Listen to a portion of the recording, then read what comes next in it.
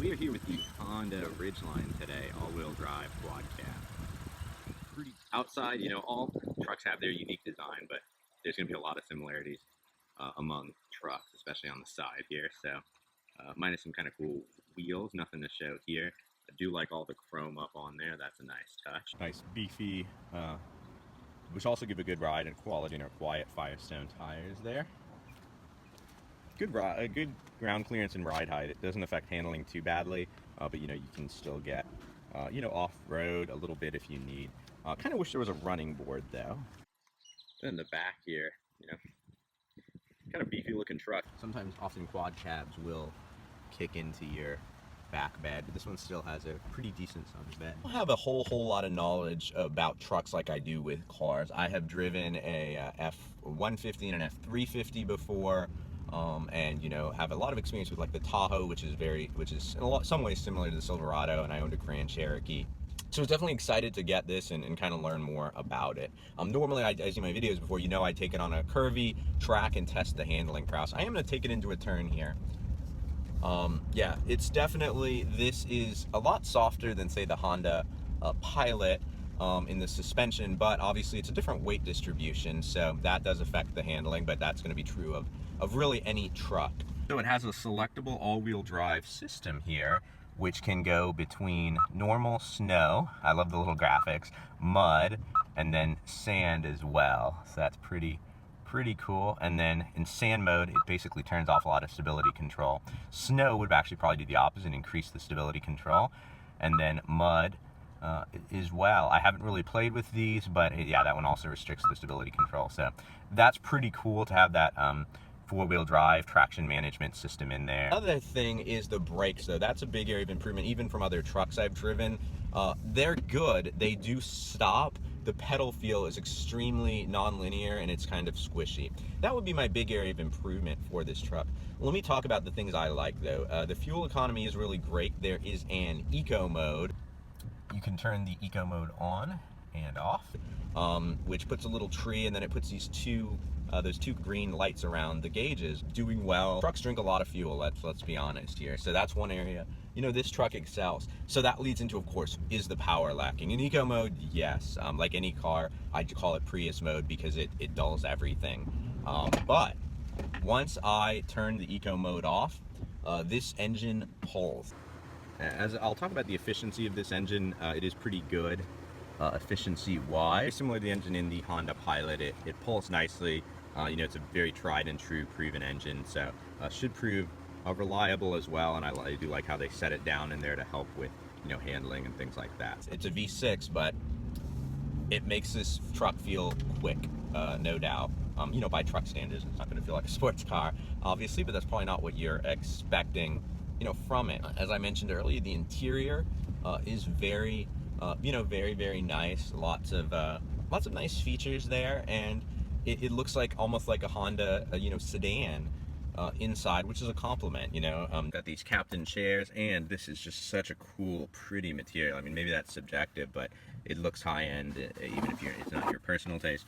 Very deep console, and it does have this little sliding divider for like coins and things you use often. Then you can just stack everything else up down in there, and then when you don't want to look at it, you have this very long console leading to these vents in back here. Let's talk about the back. In the back, there's a ton of space. It's almost like an SUV. Two 6-footers would be able to ride in both the front and the back there. Anything beyond that legroom would get a little tight. It's still doable though. Back here you do get, you don't actually have climate controls, but it is cool because in the front you can still control them.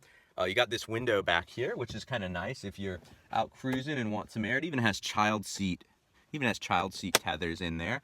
Which is neat, and you can have your own temperature back here. The only quirk is that you have to set it from the front. The seats are incredibly, squishy and comfortable and soft and nice for a long trip. As well, as I mentioned earlier, you get these captain chairs here. And let me just touch on a few nice interior bits here, like this stitching along here.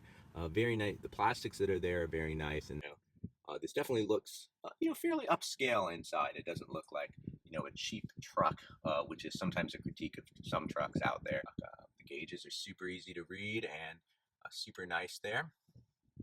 This screen is super high definition, one of the better ones I've ever seen in a car, and the stereo is really good too. bump-in subwoofer, and decent quality tweeters over there, and a center speaker. So it sounds pretty nice. I left it on country because I am in a truck and I've liked country. This is really cool as well. This, as you get in, this pulsating start-stop button there. I love that. And then this is what I mentioned in the back. You can have your climate control, but it's only controlled from up here. So lots of nice features there, and it looks like almost like a Honda, sedan inside, which is a compliment. Nice LCD screen. It feels a lot of trucks feel like a truck, and I don't mean that in a compliment in the rugged kind of way, but I mean slightly unfinished. One area this truck is above some others is that it feels very well put together, very finished, if it wasn't the ride height, you wouldn't know you were in a truck. And I think you guys know what I mean there. You can ask more in the comments if it wasn't clear. The feature set is really good on this car. A lot of self-driving tech. I have it doing the lane keeping assistance now and the smart cruise control on. And there's some level of autonomy there. All the smart driving functions come up right here. That's your lane keeping assistance. You can set your distance on the cruise control. That's smart cruise control, lane keeping assistance. In addition to that, there is parking sensors, which is a godsend on a big truck. Cargo light back there, 115 volt AC. The steering has it is an electrical system. There's a certain vagueness about it, like any electrical system. It's not the worst electrical system out there, but hold on, let me show you what I mean. Let me see. There's just a lot of, and I'm barely even, the car's, you're seeing in the window, barely turning there.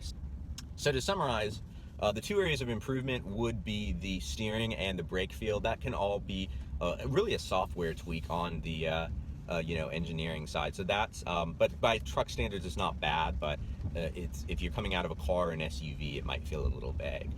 So ultimately, would I buy this truck with my own money? It, as you saw earlier, has some really cool features. One other cool feature I found when I was opening the sunglass holder is this. A lot of SUVs have this, so you can kind of see what's going on in the back there. Some of the Honda, like I think their new minivan, actually has a camera that does this. But this is so cool in that you can keep an eye on things, and if you want it to go away, you just let it go away. But if you want it in the middle there, you just click it in, and boom.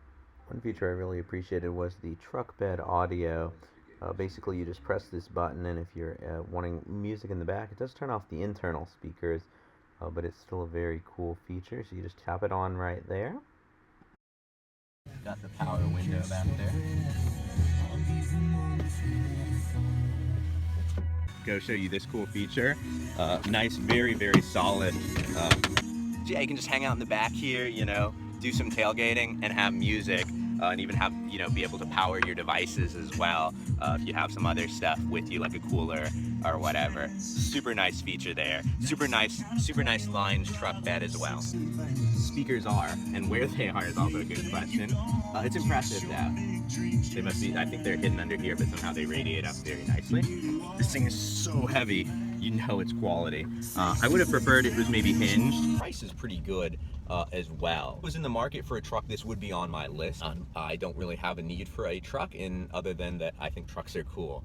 But it's definitely a competent truck, and it's been, it's good to drive, especially on the highways, and with that all-wheel drive system I talked about earlier. It's a good little truck if you're going off-road a little bit, doing some snow or mud or sand. So I liked it. I had a good time in it. Till next time, my speedy racers, drive on.